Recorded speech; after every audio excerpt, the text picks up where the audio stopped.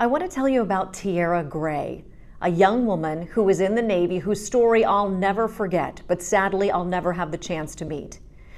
You see, during Tiara's 3 years in the Navy, she was suffering from a mental health crisis. She was actually seen by more than 24 clinicians and ultimately died by suicide.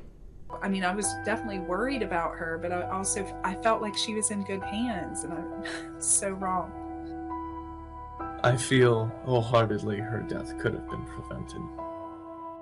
I think absolutely the Navy could have done things differently in a way that very likely or might have prevented her death. Today is World Mental Health Day, and the question remains, could her suicide have been prevented? Our documentary, Deadly Failure, has generated some important discussion about mental health and the systems in place to support our service members. But the part of the story that really sticks with me are Tiara's own journal entries that give us a glimpse into her vulnerable heart and mind.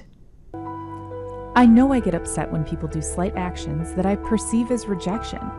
Usually I spiral downwards and think of committing suicide. But I know it's just distorted thinking that I have and that I'm just blowing it out of proportion. This investigative story was a joint effort with The Voice of San Diego and reporter Will Huntsberry.